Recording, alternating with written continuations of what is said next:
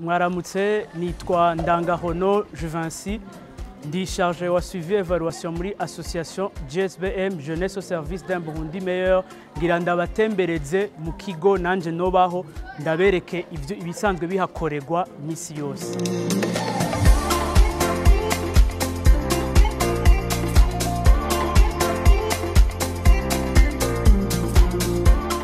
Nkuko dusanzwe dufite imigambi myinshi, ubu ni umwe mu migambi ijeje guteza imbere umukenyezi ibicishije mu bikorwa bitandukanye. Dusanzwe dukorana ku munsi wa gatandatu nkuko mubibona ngaha bari bakoranye kugira bashobore gukora umugambi wo kuziganya no kuguranana. Dusanzwe dukorana mu buhinga bwo kwiteza imbere n'ivyo bijanye n'ubufuzi nyene kubijanye ni no gukora bwa buhinga dusanzwe twita makotex bashobora kumesa. Twasanze ahanini mwaba mama dusanzwe dukorana hari haba mama batazi gusoma no kwandika, nabyo dufise ishure ibigisha gusoma no kwandika. Igice ca mbere caraheze twararamuye abantu ba mbere 25 ubu mu kwicumi tugira dutanguza ishure rya kabiri. Dusanzwe dukora amahimiriza yo kugwanya amabi afatiye akorerwa abakenyezi, aho naho tutasize inyuma n'abagabo. Abagabo nabo barimwe kugira bashobore kudushigikira mu gufasha abakenyezi, gufasha abashiki babo mu guhimiriza ayo mabi afatiye ashobora gufatira ku butunzi, ashobora gufatira ku gitsina, ashobora gufata amabi yose akorerwa umukenyezi atandukanye. Dufashanya nabo kubijanye no kugabanya imvyaro ivyo bita planning familial mu rurimi rw'igifaransa, aho dusanzwe dukorana n'ishirahamwe rya BOBEF mu kubafasha kugira bashobore kuvyara ku rugero.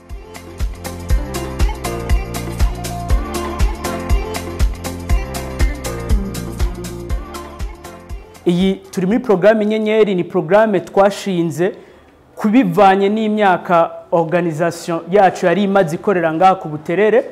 Imyaka kuva muri 2017 turi ngaha mu Buterere, twarageze aho dukuza abana turiyumvira ati none abo ba jeune bo muri communauté bariko bariga n'abandi batariko baraja mu mashuri, ni giki twoshobora kubaha gishobora kubafasha mu bumenyi ndetse no kwiteza imbere. Muri volet ya TIC twarashoboye kwiga robotique, scratch coding, app development. Robotique ni science idufasha gukora amarobo. Mu gukora ayo marobo nayo tuba dufise ama materiel dukoresha tuyakuranga muri carton adafatanyije, hama tukaya ensemble, hama selo na creativité dufise n'iciyumviro dufise yico dushaka gukora tukaca duprograma, hama iyi robo igakora ibihwanye n'ivyo dushaka gukora. Turashaka no gusubira kubisambura tugasubira kandi tukayikoresha bivanye n'iciyumviro kindi kije. Muri app development turakora ama application. Hariho application nk'ubu nakoze, hariho application nakoze ya speech recognition, donc uravuga hama amajambo akiyandika. Ivyo biradufasha nk'umuntu azi langue azi kuyivuga muga atazi kuyandika, muri ico gihe bica bimufasha. Scratch coding harimo ibintu vy'amaje nko muri centre yacu hari abana kugira abana ntibiyanuye nk'abajyana bato kugira ntibashobe kwiyanuya kubakinisha, kandi nitwo tujena twonyene turi mu inyigisho.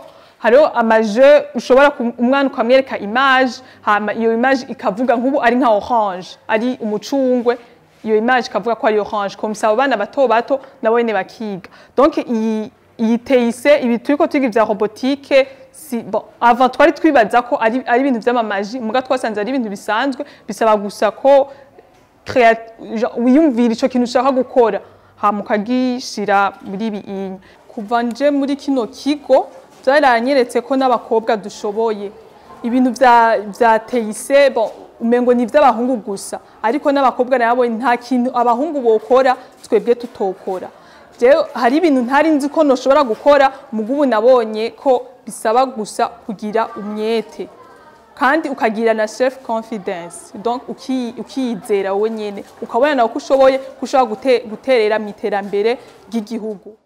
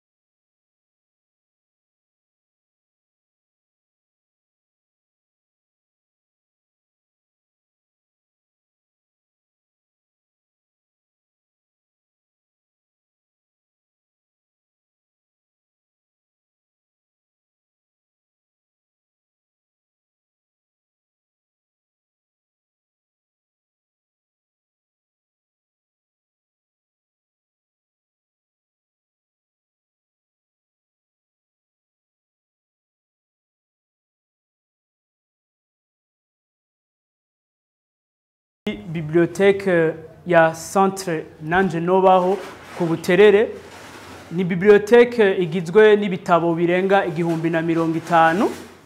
Ni bibliothèque twakoranye na Cotahact Club Bujumbura Doyen ariyo yadufashije mu gushobora gushiraho iyi bibliothèque. Ico nungutse kandi ico mbona maze gukura muri Nanje Nobaho, ubwa mbere na mbere nakuye indero kuko nkiri donc ubu nakuze nkiri umwana bantu nkiri umwana umva nari umwana ari bizarre ukuntu umva, ariko ubahageze cyambere ndabashimira kuko naratojwe indero. Icya kabiri ndabashimira ukuntu bitanze ku mashuri, ubu ngomba guheza ari bo babikora mu kondiha amashuri eka byose ibikoresho by'ishuri. Ihangiro ryacu nyamukuru nibaza ko norigabura mu mice itatu, cyane cyane ku bana navuga ko bakiri bato tukeneye yuko uburenganzira bw'umwana wese bwubahirizwa. Umwana wese aronka ivyo akeneye nk'umwana gushika aho azogerera mu bigero bivanye n'ahaba n'uwari niyagomba gushika. Hangiro rya kabiri ryerekeye abana bari mu bigero aribo twita la jeunesse. Tukaba dushaka yuko umujene wese ahari mu Burundi yoshobora gushika aho wenyene yiteza imbere bivanye n'ivyo ashoboye, bivanye n'amatalent yiwe, agashobora gushikaho yiteza imbere mu vyo kubaho, mu vy'uburyo ndetse no mu bumenyi, mu bwenge bwiwe. Ihangiro rya gatatu ni ryo guteza imbere umukenyezi, kugira umukenyezi wese ahari mu Burundi ashobore kubahirizwa, agateka kiwe kubahirizwe, nawe nyene ashobore gushika mu iterambere rusange, yiteza imbere mu bijanye n'uburyo, yiteza imbere mu bijanye n'ubumenyi. Ari naho noshobora kuca mvuga mu ncamake yuko ihangiro rusange nuko imiryango yoshobora gushika aho yo nyene yifatira mu minwe ubuzima bwabo.